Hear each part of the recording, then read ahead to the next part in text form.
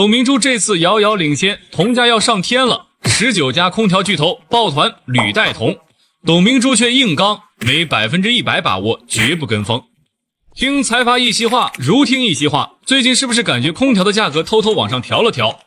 没错，眼瞅着国际铜价飙上每吨 1.1 万美元的历史性高位，美的、海尔、小米等19家空调企业紧急抱团，签下一纸屡带铜的同盟公约。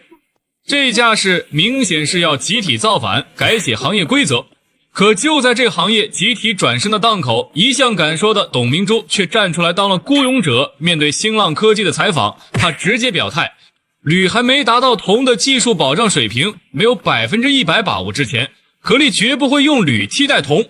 大家都在降本求生，为什么唯独格力要逆流而上，跟钱过不去呢？要让马儿跑，得让马儿吃草。可如今这草料，铜价格贵的让空调这匹马都快跑不动了。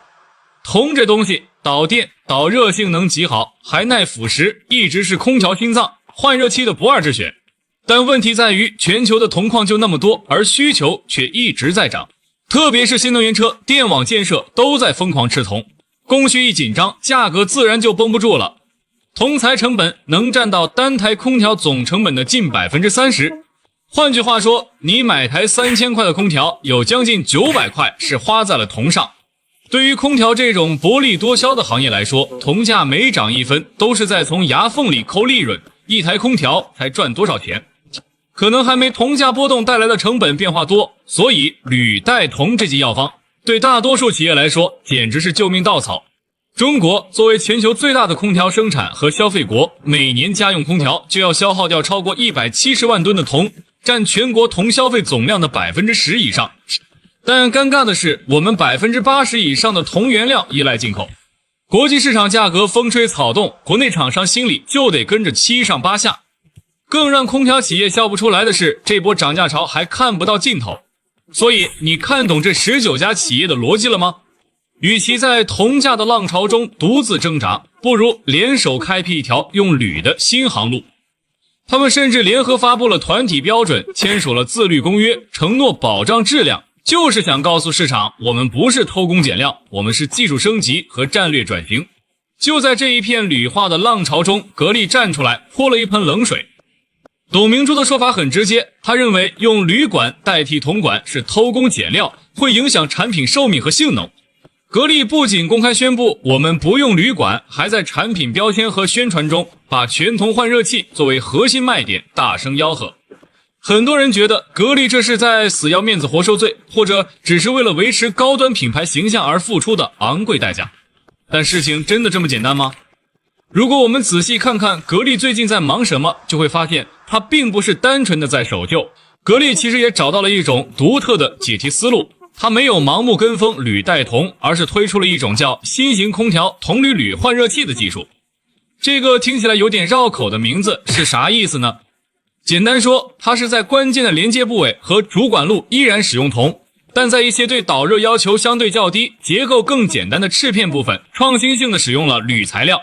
这套方案的精妙之处在于，它不像纯粹的铝带铜那样激进的全面替换，而是在保证核心性能和安全性的前提下做精准的成本优化。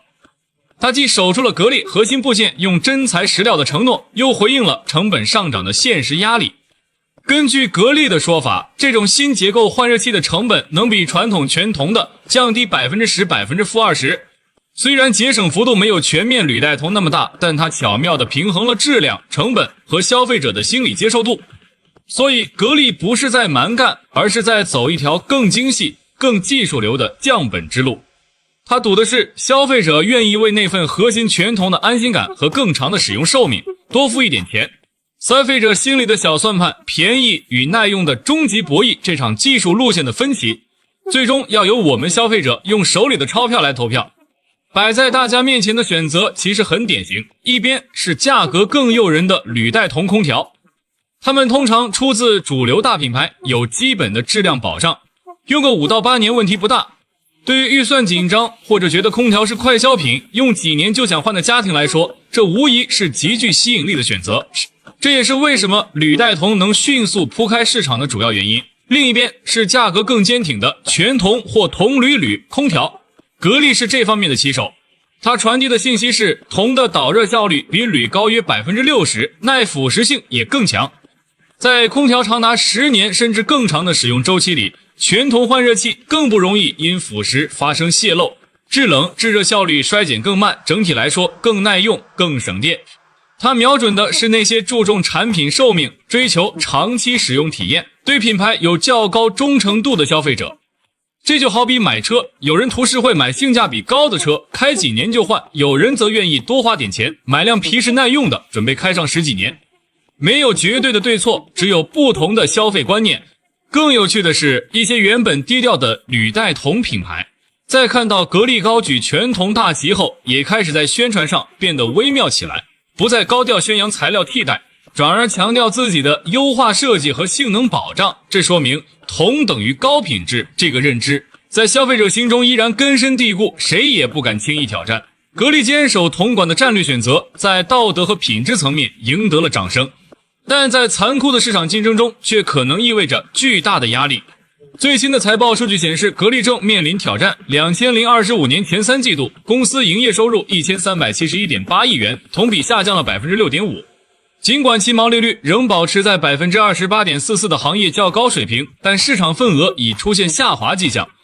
与此同时，以小米为代表的互联网品牌正凭借线上渠道和高性价比策略迅猛崛起。2025年第2季度，小米空调出货量超540万台，增速高达 60%， 并立下了2030年做到中国市场前2的目标。这无疑对高度依赖空调主业且线上渠道相对弱势的格力构成了直接威胁。一个可怕的假设是，如果竞争对手们通过铝带铜大幅降低了成本，并因此发动新一轮更猛烈的价格战，坚持使用昂贵铜管的格力将如何应对？其引以为傲的利润空间是否会受到严重挤压？这正是许多市场分析人士为格力捏一把汗的原因。